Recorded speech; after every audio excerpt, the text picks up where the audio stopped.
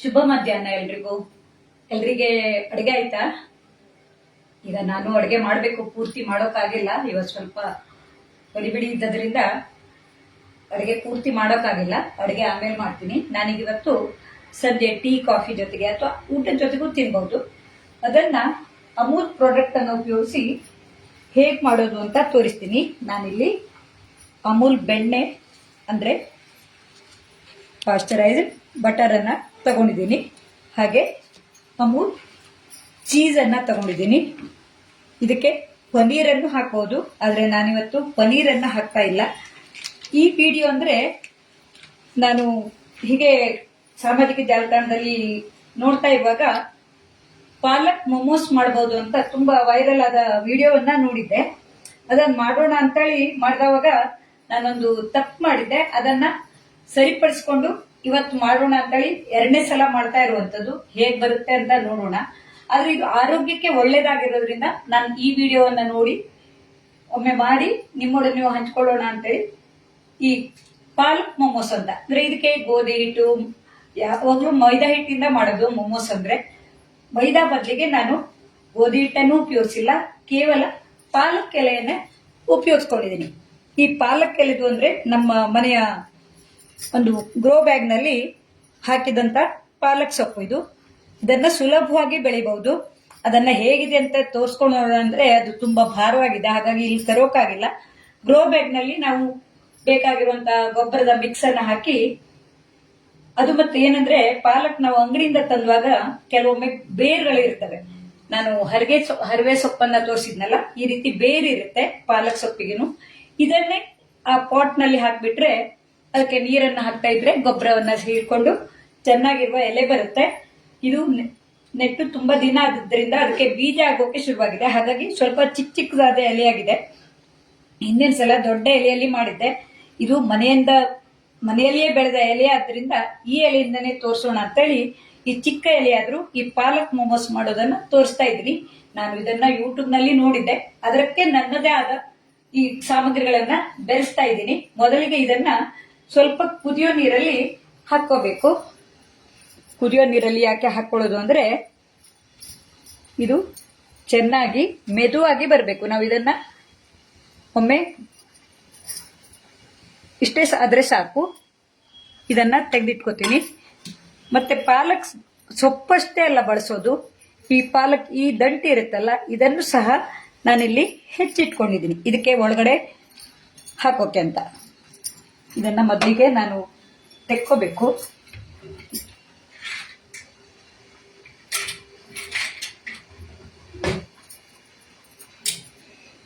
ಕೈಯಿಂದನೇ ತೆಗೆದ್ಬಿಡ್ತೀನಿ. ಸ್ವಲ್ಪ ಬಿಸಿ ಇದೆ.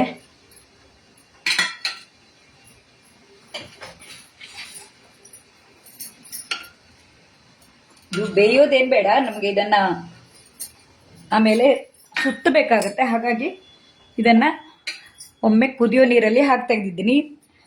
ನಾನು ಈಗಾಗಲೇ ತುಂಬಾ ಸಲ ಮಾಡಿದ್ದೆ, ಹಾಗಾಗಿ ಮನೆಯಲ್ಲಿರೋ ಬೆಳೆದ ಪಾಲಕ್ ಸೊಪ್ಪಿಂದನೇ ಮಾಡಬೇಕು ಅಂತ ಇವತ್ತಿಗೆ ಈ ರೆಸಿಪಿಯನ್ನು ನಿಮ್ಮೊಡನೆ ಹಂಚ್ಕೊಳ್ತಾ ಇದ್ದೀನಿ. ಇದರಲ್ಲಿ ಆದಷ್ಟು ನೀರಿನ ಪಸೆ ಇರಬಾರ್ದು. ನಾನು ಹಿಂದಿನ ಸಲ ಮಾಡುವಾಗ ಇದರಲ್ಲಿ ನೀರಿನ ಪಸೆ ಇದ್ಕೊಂಡು ಚೀಸ್ ಹಾಕುವಾಗ ಬೆಂದುವಾಗ ಹರಡು ಹೋಗ್ಬಿಟ್ಟಿತ್ತು. ಹಾಗಾಗಿ ಇದರಲ್ಲಿ ಆದಷ್ಟು ನೀರಿನ ಪಸೆ ಇಲ್ದಂಗೆ ಒರೆಸ್ಕೋಬೇಕು.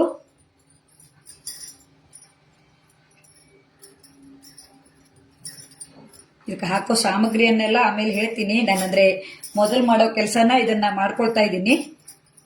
ಇಲ್ಲಾಂದ್ರೆ ಇದನ್ನ ನೀರಿನ ಪಸೆ ಇದ್ರೆ ನನ್ನ ಹಿಂದಿನ ಸಲ ಫೇಲ್ ಆಗಿತ್ತು ಅನ್ನಲ್ಲ. ಆದಷ್ಟು ಈ ಸಲ ಆ ತಪ್ಪುಗಳನ್ನ ಮಾಡಿ ತೋರಿಸೋಣ ಅಂತೇಳಿ ಮಾಡ್ತಾ ಇದ್ದೀನಿ. ನೋಡೋಕೆ ಚೆನ್ನಾಗಿರುತ್ತೆ, ಆರೋಗ್ಯಕರವಾಗೂ ಇರುತ್ತೆ. ನೀರಿನ ಪಸೆ ಇಲ್ಲದೆ ಇದ್ದಾಗ ಮಾಡ್ಕೊಂಡ್ರೆ ಅದು ನೀರು ಬಿಟ್ಕೊಳ್ಳಲ್ಲ ಅಂತ. ಹಾಗೇನೆ ಇದಕ್ಕೆ ಸ್ಟಫಿಂಗಿಗೆ ಅಂತ ನಾನು ಪಾಲಕ್ ದಂಟು, ಪಾಲಕ್ ಸೊಪ್ಪು ಮತ್ತೆ ಇದು ದೊಣ್ಣೆ ಮೆಣಸಿನಕಾಯಿ ಅಂತೀವಲ್ಲ, ಶಿಮ್ಲಾ ಮಿರ್ಚ್ ಅಂತಾರಲ್ಲ, ಅದನ್ನ ಹೆಚ್ಚಿಟ್ಕೊಂಡಿದ್ದೀನಿ. ಹಾಗೆ ಇದು ಬೊಕ್ಷಾಯ್ ಅಂತ ಹೇಳ್ತಾರಂತೆ. ನನಗದು ಉಚ್ಚಾರ ಸರಿ ಮಾಡ್ಲಿಕ್ಕೆ ಬರೋದಿಲ್ಲ. ಇದನ್ನ ನನ್ನ ಅಳಿಯ ಅಕ್ಕನ ಮಗ ಅವರೆಲ್ಲ ಈ ಅಮೂಲ್ ಪ್ರಾಡಕ್ಟ್ ಉಪಯೋಗಿಸಿ ತುಂಬಾ ರೀತಿ ಅಡುಗೆ ಮಾಡ್ತಾರೆ. ನಾನು ಅವರಿಗೂ ಪ್ರೋತ್ಸಾಹ ಮಾಡ್ತಾ ಇದ್ದೀನಿ, ನೀವು ಮಾಡಿ ತೋರಿಸಿ ಅಂತ. ಅವರು ಏನೇನೋ ಮಾಡಿದ್ರು, ಅದರಲ್ಲಿ ಈ ಎಲೆನೂ ಇತ್ತು. ಇದು ತುಂಬಾ ಆರೋಗ್ಯಕ್ಕೆ ಒಳ್ಳೇದಂತೆ.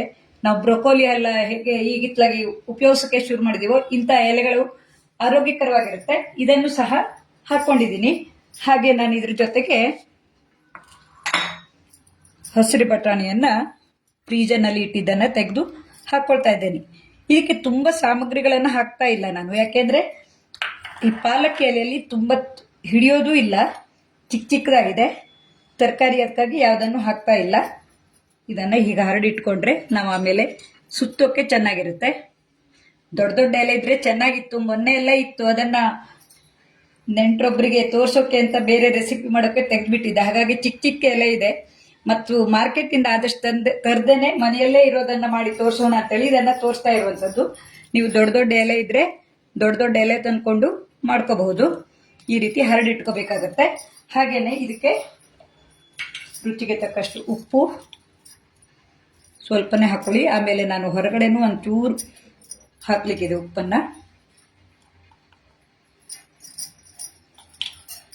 ಹಾಗೆ ಪರಿಮಳಕ್ಕಾಗಿ ನಾನಿಲ್ಲಿ ಕೊತ್ತಂಬರಿ ಮತ್ತು ಜೀರಿಗೆ ಪುಡಿಯನ್ನ ಮಿಕ್ಸ್ ಮಾಡಿ ಇಟ್ಕೊಂಡಿದ್ದೀನಿ. ನೀವು ಯಾವುದೇ ಸಾಮಗ್ರಿಗಳನ್ನ ಹಾಕಬಹುದು.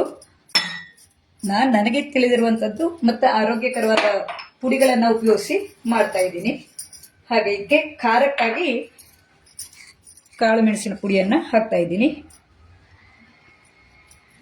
ಚಿಲ್ಲಿ ಫ್ಲೇಕ್ಸ್ ಹಾಕೋಬಹುದು, ಇಲ್ಲಾಂದ್ರೆ ಹಸಿಮೆಣಸು ಶುಂಠಿ ಪೇಸ್ಟ್ ಹಾಕೋಬಹುದು, ಯಾವ್ದು ಬೇಕಿದ್ರೂ ಹಾಕೋಬಹುದು. ಹಾಗೆ ಇದಕ್ಕೆ ಚೀಸ್ ಅನ್ನ ಹಾಕೋಬೇಕು. ಅಮೂಲ್ ಚೀಸ್ ಇದೆಯಲ್ಲ, ಆದ್ರೆ ಈ ಚೀಸ್ ಅನ್ನ ನಾನು ಇದರೊಟ್ಟಿಗೆ ಹಾಕಿ ಕಲಿಸ್ತಾ ಇಲ್ಲ, ಯಾಕೆಂದ್ರೆ ಹಿಂದಿನ ಸಲ ಹಾಕಿದವಾಗ ಅದನ್ನು ಉಲ್ಟಾ ಇಟ್ಟವಾಗ ನೀರ್ ಬಿಟ್ಕೊಂಡ್ಬಿಟ್ಟಿತ್ತು. ಆ ತಪ್ಪನ್ನ ಮಾಡಬಾರ್ದು ಅಂತ ಆಮೇಲೆ ಹಾಕ್ತಾ ಇದ್ದೀನಿ. ಇದನ್ನ ಹೀಗೆ ಒಮ್ಮೆ ಮಿಕ್ಸ್ ಮಾಡ್ಕೊಳ್ಳೋಣ. ಯಾವುದೇ ಅಡುಗೆ ಮಾಡುವಾಗ ನಾವು ಏನಾದ್ರೂ ತಪ್ಪು ಮಾಡೋದಿದ್ರೆ ಇನ್ನೊಂದು ಅಡುಗೆಯಲ್ಲಿ ನಾವು ಅದನ್ನ ಸರಿಪಡಿಸ್ಕೋಬೇಕು. ಇದು ಹೊಸದಾಗಿರೋ ರೆಸಿಪಿ ಆಗಿರೋದ್ರಿಂದ ಒಂದೆರಡು ಸಲ ಅಷ್ಟೇ ಮಾಡಿದ್ದೀನಿ. ಈಗ ಯಾವ ರೀತಿ ಸಕ್ಸಸ್ ಆಗಿ ಬರುತ್ತಾ ಅಥವಾ ಇದರಲ್ಲಿ ಏನಾದ್ರು ತಿದ್ದುಪಡಿ ಇದ್ರೆ ನಾನು ಮಾಡಿದ ತಪ್ಪನ್ನ ಮಾಡಬಾರ್ದು ಅಂತ ನೀವೆಲ್ಲ ನೋಡಿದವರಿದ್ರೆ ಹೇಳಿದ್ರೆ ಚೆನ್ನಾಗಿರುತ್ತೆ. ಮೊಮೋಸ್ ಅಂದ್ರೆ ಯಾವಾಗ್ಲೂ ಮೈದಾ ಹಿಟ್ಟು ಅಥವಾ ಗೋಧಿ ಹಿಟ್ಟನ್ನ ಉಪಯೋಗಿಸಿ ಮಾಡ್ತಾರೆ. ಮೊನ್ನೆ ಗೆಳತಿ ಮಾಡಿದ್ದನ್ನ ನೋಡಿದ್ದೆ ನಾನು.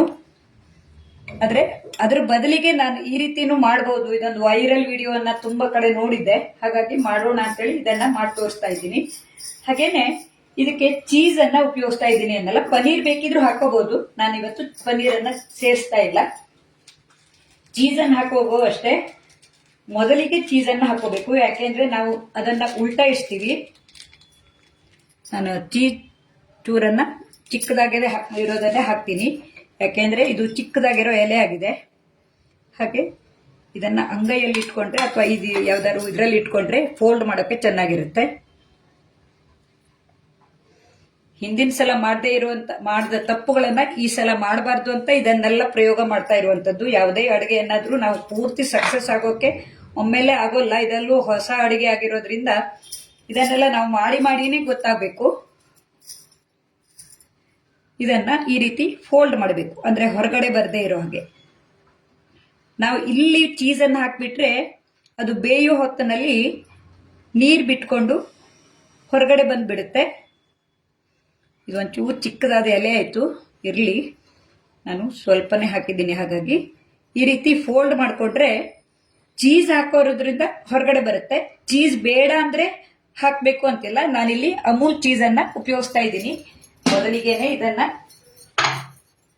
ಬಿಸಿಗೆ ಇಟ್ಕೊಂಡಿದ್ದೀನಲ್ಲ, ಇದ್ರ ಇಡ್ಬೇಕಿದ್ರು ಅಷ್ಟೇ. ನಾನು ಹೇಳ್ತೀನಿ, ಈಗ ಇದರಲ್ಲಿ ನೀರು ಬಂದ್ಬಿಡುತ್ತೆ. ಇದರಲ್ಲಿ ನೀರಿನ ಅಂಶ ಇರಲೇಬಾರದು. ನೀರಿನ ಅಂಶ ಇದ್ದರೆ ಈ ಚೀಸ್ ನೀರು ಬಿಟ್ಕೊಂಡು ಬಂದು ನಾವು ಮಾಡಿರೋ ಅಡುಗೆ ಎಲ್ಲ ಹಾಳಾಗ್ಬಿಡುತ್ತೆ. ಆದಷ್ಟು ನೀರಿನ ಪಸೆ ಇರದೇ ಇರುವ ಹಾಗೆ ನೋಡ್ಕೋಬೇಕು.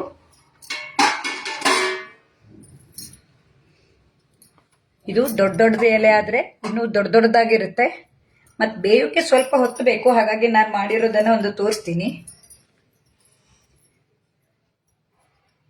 ನೀವು ಬೇರೆ ಬೇರೆ ವಿಧಾನದಲ್ಲಿ ಮಾಡ್ಕೋಬಹುದು. ನಾನು ಇದನ್ನೊಂದು ಪ್ರಯೋಗ ಮಾಡಿದಾಗ ಚೆನ್ನಾಗಿತ್ತು ಅಂತ ಇದನ್ನೇ ಮಾಡಿ ತೋರಿಸೋಣ ಅಂತೇಳಿ ಮಾಡ್ತಾ ಇದ್ದೀನಿ. ಯಾಕೆಂದ್ರೆ ಯಾವುದೇ ವಸ್ತುವನ್ನ ಹೊಸದಾಗಿ ತಿನ್ನುವಾಗ ಖುಷಿಯಾಗಿರುತ್ತೆ, ಚೆನ್ನಾಗಿದ್ರು ಖುಷಿಯಾಗಿರುತ್ತೆ.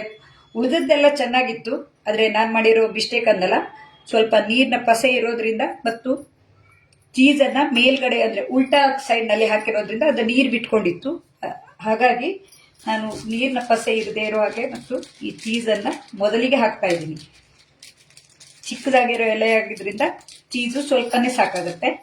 ನೋಡಿ, ಅದು ಹೊರಗಡೆ ಇಟ್ಟು ತುಂಬ ಹೊತ್ತಾಗಿಟ್ರು ಇದು ಗಟ್ಟಿ ಇರೋದು ಮೆದುವಾಗಿಬಿಡುತ್ತೆ, ಆಗ್ಲೂ ಕರಗೋ ಚಾನ್ಸಸ್ ಇರುತ್ತೆ.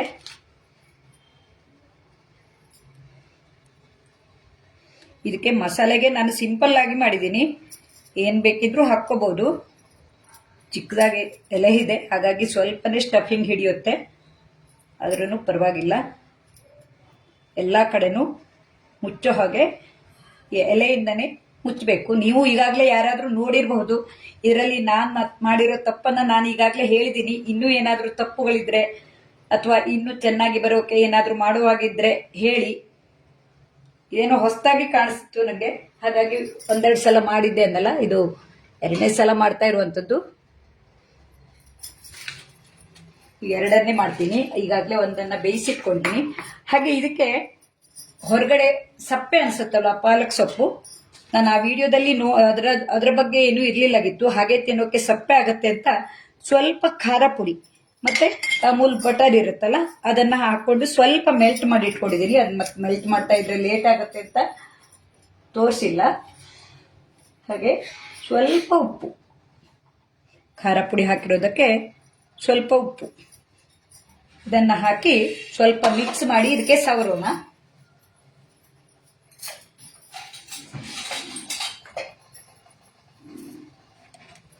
ಈ ಬೆಣ್ಣೆಗೆ, ಅಮೂಲ್ ಬಟರ್ಗೆ, ಖಾರ ಪುಡಿ, ಇದಕ್ಕೆ ಏನ್ ಬೇಕಿದ್ರು ಹಾಕೋಬಹುದು. ನನ್ನ ರೀತಿಯಲ್ಲಿ ಇದು ನನ್ನಲ್ಲ, ಹೊಸ ಹೊಸ ಪ್ರಯೋಗ ಮಾಡೋಣ, ಯಾವ್ದಾದ್ರು ತಪ್ಪುಗಳಿದ್ದನ್ನ ಸರಿಪಡಿಸ್ಕೊಳ್ಳೋಕೆ ಅಂತ. ಈ ರೀತಿ ಒಂಚೂರು ಸವರಿದ್ರೆ ಪಾಲಕ್ ಸಪ್ಪೆ ಆಗಿರೋದು ಸ್ವಲ್ಪ ಉಪ್ಪು ಮತ್ತೆ ಈ ಬೆಣ್ಣೆಯಲ್ಲಿ ಬೆಂದ ಹಾಗಿರುತ್ತೆ ಅಂತ ನಾನು ಈ ರೀತಿ ಮಾಡಿದ್ದೀನಿ. ಕೆಳಗಡೆ ಬರೋದಿಲ್ಲ, ಯಾಕೆಂದ್ರೆ ನಾನು ಕೆಳಗಡೆ ಮತ್ತೆ ತೆಗಿಯೋಕೆ ಹೋದ್ರೆ ಕಷ್ಟ ಆಗತ್ತೆ. ಆಮೇಲೆ ಬೇಕಿದ್ರೆ ಇದನ್ನ ತವಾದಲ್ಲೂ ನಾವು ಬಿಸಿ ಮಾಡ್ಕೋಬಹುದು. ಇದನ್ನ ಈಗ ಎರಡನ್ನೇ ಮಾಡಿ ತೋರಿಸ್ತಾ ಇದ್ದೀನಿ. ಉಳಿದದ್ದನ್ನೆಲ್ಲ ಮಾಡ್ತಾ ಇದ್ರೆ ಲೇಟ್ ಆಗತ್ತೆ, ಚಿಕ್ಕ ಚಿಕ್ಕ ಎಲೆ ಆಗಿರೋದ್ರಿಂದ. ಇದೊಂದು 10 ರಿಂದ 15 ನಿಮಿಷ ಬೇಯಬೇಕು. ಅದನ್ನೆಲ್ಲ ಸೈಡಲ್ಲಿ ಇಟ್ಕೋತೀನಿ. ಈ ಸ್ಟಫಿಂಗ್ಗೆ ನಾವು ಬೇರೆ ಏನ್ ಬೇಕಿದ್ರು ಹಾಕೋಬಹುದು. ನಾನು ಇದಿಷ್ಟನ್ನೇ ಹಾಕಿ ತೋರಿಸ್ತಾ ಇದ್ದೀನಿ, ಯಾಕೆಂದ್ರೆ ಹಸಿರಾಗಿರುವಂತದ್ದಷ್ಟನ್ನೇ ಹಾಕ್ತಾ ಇದ್ದೀನಿ. ಹಸಿರಾಗಿರುವಂತ ಪಾಲಕ್ ಮೊಮೋಸ್ ಆಗುತ್ತೆ ಅಂತ. ಹಿಂದಿನ ಸಲನೂ ಚೆನ್ನಾಗಿ ಬಂದಿತ್ತು, ಸ್ವಲ್ಪ ಚೀಸ್ ಕರಗಿತ್ತು, ಹಾಗಾಗಿ ನಾನು ಈ ಸಲ ಚೀಸನ್ನು ಆ ರೀತಿ ಇಟ್ಟು ಮಾಡ್ತಾ ಇದ್ದೀನಿ. ಮನೆಯಲ್ಲೇ ಬೆಳೆದಿರೋ ಪಾಲಕ್ ಆಗಿರೋದ್ರಿಂದ ಆರೋಗ್ಯಕರವಾಗಿರುತ್ತೆ. ಇದನ್ನ ನಿಮ್ಮ ರೀತಿಯಲ್ಲಿ ಬೇರೆ ರೀತಿ ಮಾಡ್ಕೋಬಹುದು. ಒಂದು 10 ರಿಂದ 15 ನಿಮಿಷ ಬೇಯಬೇಕು. ನೋಡೋಣ ಬೇಯುತ್ತಾ ಅಂತ. ಅಂದ್ರೆ ಬೆಂದಿದೆ ಅಂದ್ರೆ ಪಾಲಕ್ ಬೆಂದಿದೆ, ಈ ಬಟಾಣಿ ಮಾತ್ರ ಸ್ವಲ್ಪ ಬೇಯಬೇಕಾಗುತ್ತೆ. ಉಳಿದದ್ದೆಲ್ಲ ಹಾಗೆ ಅರೆ ಹಸಿ ತಿಂದ್ರು ಏನೂ ಪರವಾಗಿಲ್ಲ, ಬಟಾಣಿ ಮಾತ್ರ ಸ್ವಲ್ಪ ಬೆಂದಿರ್ಬೇಕಾಗತ್ತೆ.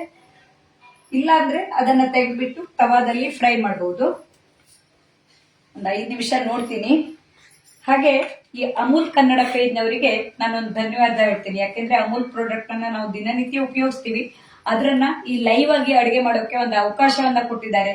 ನಮಗೆ ತಿಳಿದಿರುವಂತ ಅಡುಗೆ, ನಾವು ಆ ಸಾಮಗ್ರಿ ಏನ್ ಸಿಗುತ್ತೋ ಅದ್ರಲ್ಲಿ ಏನೆಲ್ಲ ಮಾಡಬಹುದು ಅನ್ನೋದನ್ನ ಈಗಾಗಲೇ ತುಂಬಾ ಮಂದಿ ಹಂಚ್ಕೊಂಡಿದ್ದಾರೆ. ಎಷ್ಟೋ ಮಂದಿ ಮನೆಯಲ್ಲಿ ಮಾಡಿ ನೋಡಿದ್ದಾರೆ. ನಾನಂತೂ ಮಾಡಿರೋ ಅಡುಗೆಯನ್ನ ತುಂಬಾ ಮಂದಿ ಮಾಡಿ ನನಗೆ ವೈಯಕ್ತಿಕವಾಗಿ ಮೆಸೇಜ್ ಮಾಡಿ ತಿಳಿಸ್ತಾ ಇದ್ದಾರೆ, ಇದನ್ನೆಲ್ಲ ಮಾಡಿದ್ದೆ ಜಾನ್ಸಿ, ಚೆನ್ನಾಗಿತ್ತು ಅಂತೆಲ್ಲ ಹೇಳ್ತಾ ಇದ್ದಾರೆ. ನೋಡಿ, ನನ್ನ ಪರಿಚಯ ಹೇಳ್ಕೊಳ್ಳೋಕೆ ಮತ್ತೆ ನಾನು, ನನ್ನ ಹೆಸರು ಲಕ್ಷ್ಮೀ ಜಾನ್ಸಿ ಭಟ್ ಅಂತ. ಈಗಾಗಲೇ ವಿಡಿಯೋ ನೋಡಿದವರಿಗೆಲ್ಲ ನನ್ನ ಪರಿಚಯ ಆಗಿರ್ಬೇಕು. ತುಂಬಾ ಮಂದಿಗೂ ಪರಿಚಯ ಇದೆ, ಲೈವ್ ಅಲ್ಲಿ ತುಂಬಾ ಮಂದಿ ನೋಡ್ತಾರೆ, ಆಮೇಲೂ ಬಂದು ಹೇಳ್ತಾರೆ.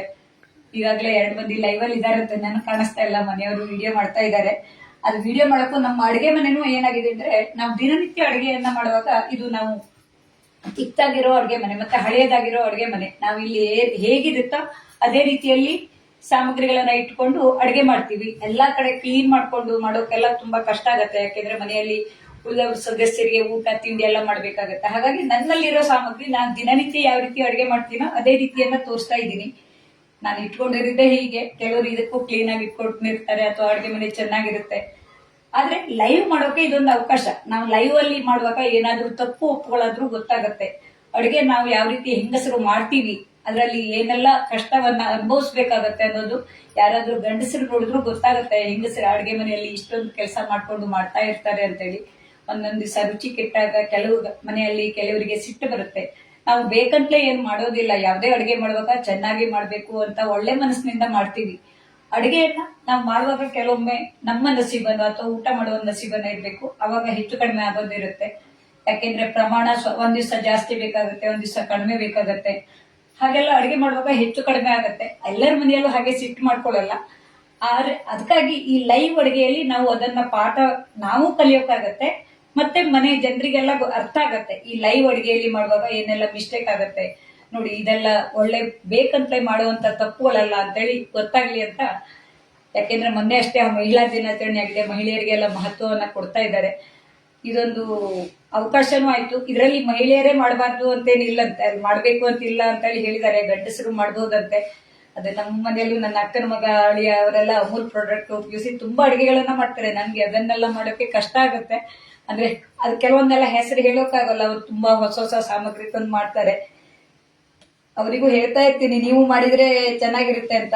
ಯಾರ್ದಾರು ಮನೆಯಲ್ಲಿ ಗಂಡಸರಿದ್ರು ಮಾಡ್ಬೋದು. ಯಾಕೆಂದ್ರೆ ಹೆಂಗಸರಿಗೆ ಒಂದೇ ಅಡುಗೆ ಮನೆ ಸೀಮಿತ ಇಲ್ಲ, ಎಲ್ಲರಿಗೂ ಅಡುಗೆ ಕೆಲಸ ಅಂದ್ರೆ ಎಲ್ಲರೂ ಸಮನಾಗಿ ಮಾಡುವಂತ ದಿನ ಇದು. ಕೆಲಸಕ್ಕೆ ಹೋಗೋರಿಗೆ ಎಲ್ರಿಗೂ ನೋಡೋಣ. ಪುಷ್ಪಲತಾ ಶೆಟ್ಟು, ಶ್ವೇತಾ ರಾಮ್ ಮೋಹನ್. ನೋಡಿ, ಇವರೆಲ್ಲ ಕಾಯಂ ನನ್ನ ಅಡುಗೆಯನ್ನ ನೋಡ್ತಾ ಇರ್ತಾರೆ. ಈಗ ಅವರಿಗೆಲ್ಲ ಧನ್ಯವಾದ. ಈಗ ನೋಡಿ, ಆದ್ರೂ ನೋಡಿ ಚೀಸು ಕರಗಿ ಬಂತು. ಇದಕ್ಕೆ ಇನ್ನು ಏನ್ ರೀತಿ ಮಾಡೋದೋ ಗೊತ್ತಿಲ್ಲ. ನಾನು ವೈರಲ್ ವಿಡಿಯೋದಲ್ಲಿ ನೋಡಿದ್ದು ಚೆನ್ನಾಗೇ ಇತ್ತು. ನೋಡಿ, ಚೀಸ್ ಈ ರೀತಿ ಕರಗ್ ಬಂದ್ಬಿಡುತ್ತೆ. ಹೆಚ್ಚಾಗಿ ತುಂಬಾ ಹೊತ್ತು ಕರೆಸಬಾರ್ದು ಅನ್ಸುತ್ತೆ. ಆದ್ರೆ ನಾನು ಇದು ಹೀಗಾಗತ್ತೆ ಅಂತಲೇ ಮೊದ್ಲಿಗೆನೆ ಚೀಸನ್ನ ಉಲ್ಟಾ ಇಟ್ಟು ಬೇಯಿಸಿಟ್ಕೊಂಡಿದ್ದೀನಿ. ಇದು ಬೆಂದಿದೆ. ಈಗ ನೋಡಿ, ಚೀಸು ಕರಗಿಲ್ಲ ಅಂದ್ರೆ ಈ ರೀತಿ ಇರುತ್ತೆ. ನಾನು ಮೊದಲೇ ಒಂದೆರಡು ಮಾಡಿದ್ದೆ, ಆದ್ರೆ ಲೈವ್ ಬರೋ ಮೊದಲು ಸ್ವಲ್ಪನೇ ಕರಗಿಸ್ಬಿಟ್ಟು ಈ ರೀತಿ ಮಾಡಿದ್ದೆ. ಇದನ್ನೇ ಹೀಗೆ ಇಡಿಯಾಗಿ ತಿನ್ಬಹುದು. ನಮ್ಗೆ ಪಾಲಕ್ ತಿಂತಾ ಇದೀವಿ ಹೇಳ ಅನ್ಸೋದೇ ಇಲ್ಲ. ಯಾಕೆಂದ್ರೆ ಒಳಗಡೆ ನಾವು ಸ್ಟಫಿಂಗ್ ಇಟ್ಟಿರ್ತೀವಲ್ಲ. ನಾವು ಹಸಿಯದಾದ ಕೋಸಂಬರಿ ಇತ್ಯಾದಿ ತಿನ್ನೋ ಬದಲಿಗೆ ಈ ರೀತಿ ಚೀಸ್ ಮತ್ತೆ ಬಟರ್ ಫ್ಲೇವರ್ ಇರುತ್ತೆ. ಬೇಕಿದ್ರೆ ಪನ್ನೀರ್ ಅನ್ನು ಹಾಕೋಬಹುದು. ಇದು ಒಂದೆರಡು ಸಲ ಮಾಡಿದ ನಂತರ ಇದರಲ್ಲಿ ತಪ್ಪು ಒಪ್ಪುಗಳನ್ನು ನಾವು ಸರಿ ಮಾಡ್ಕೋಬಹುದು. ನಾನು ಮೊದಲೇ ಹೇಳಿದಾಗೆ ವೈರಲ್ ವಿಡಿಯೋನ ನೋಡಿ ಮಾಡ್ತಾ ಇರುವಂತದ್ದು, ನಂದೇ ರೆಸಿಪಿ ಅಲ್ಲ, ನಂದೇ ಆದ ರೀತಿಯಲ್ಲಿ ಮಾಡಿದೀನಿ. ಇದರಲ್ಲೂ ತಪ್ಪು ಒಪ್ಪುಗಳಾಗಿವೆ. ನೀವು ಇದರಲ್ಲಿ ಏನಾದ್ರೂ ಸರಿಪಡಿಸೋಕೆ ಇದ್ರೆ ಹೇಳಿ. ಮುಂದೆ ಮಾಡೋದಾಗ ಯಾರಿಗಾದ್ರೂ ಅನುಕೂಲ ಆಗಬಹುದು. ಕಮೆಂಟ್ ಮೂಲಕ ಹೇಳಿದ್ರೆ ಚೆನ್ನಾಗಿರುತ್ತೆ. ನೋಡಿ, ಪಾಲಕ್ ಮೊಮೋಸ್ ಈ ರೀತಿಯಾಗಿ ಬಂದಿದೆ. ಇದು ಮನೆಯಲ್ಲೇ ಬೆಳೆದಿರೋ ಪಾಲಕ್ ಸೊಪ್ಪಾಗಿರೋದ್ರಿಂದ ನನಗಂತೂ ತುಂಬಾ ಖುಷಿ ಇದೆ. ಶೇಪ್ ಹೇಗೂ ಇರ್ಲಿ, ಅದು ಹೊರಗಡೆ ಬಂದದಿದ್ರು ನಾವು ಇದ್ರ ಜೊತೆಗೆ ಸೇರಿಸ್ಕೊಂಡು ತಿನ್ಬಹುದು. ಈ ರೀತಿಯಾಗಿ ಬರುತ್ತೆ. ಇದು ಹಾಗೆ ಬಂದಿದೆ, ಆದ್ರೆ ಅದು ಬೆಂದಿದೆಯೋ ಇಲ್ಲ ಅಂತ ನಾನು ತೆಗಿಯೋಕೆ ಹೋಗ್ತಾ ಇಲ್ಲ. ಇನ್ನೊಂದು ಸ್ವಲ್ಪ ಬೇಯಬೇಕಾಗಬಹುದು. ಯಾಕಂದ್ರೆ ಬಟಾಣಿ ಒಮ್ಮೆಲೆ ಬೇಯೋಲ್ಲ. ಅದೇ ಚೀಸ್ ಒಂಚೂರು ಕರಗಿದೆ. ಇದಕ್ಕೇನಾದ್ರೂ ಪರಿಹಾರ ಇದ್ರೆ ಯಾರಿಗಾದ್ರೂ ಗೊತ್ತಿದ್ರೆ ಹೇಳಿ. ತಪ್ಪುಗಳಾಗಿವೆ, ಯಾಕೆಂದ್ರೆ ತಪ್ಪುಗಳನ್ನ ಸರಿಪಡಿಸ್ಕೊಂಡು ಹೋಗೋದೇ ಅದು. ಇದೆಲ್ಲ ವಿಡಿಯೋವನ್ನ ನೀವು ಖುಷಿಯಿಂದ ನೋಡ್ತಾ ಇದ್ದೀರಿ ಅನ್ಕೋತೀನಿ. ಇಂತಹ ಅವಕಾಶ ಮಾಡೋಕೆ ಅಮೂಲ್ ಕನ್ನಡ ಅವರು ಒಂದು ನಮ್ಗೆ ಸುವರ್ಣ ಅವಕಾಶ ಅಂತಲೇ ಹೇಳಬೇಕು, ಕೊಟ್ಟಿದ್ದಾರೆ. ಅವರಿಗೆಲ್ರಿಗೂ ಧನ್ಯವಾದಗಳನ್ನ ತಿಳಿಸ್ತಾ, ನಿಮ್ಮೆಲ್ಲರ ಪ್ರೋತ್ಸಾಹಕ್ಕಾಗಿ ನನ್ನ ಧನ್ಯವಾದಗಳನ್ನ ತಿಳಿಸ್ತಾ ಈ ವಿಡಿಯೋವನ್ನ ಪೂರ್ಣ ಮಾಡ್ತಾ ಇದ್ದೀನಿ.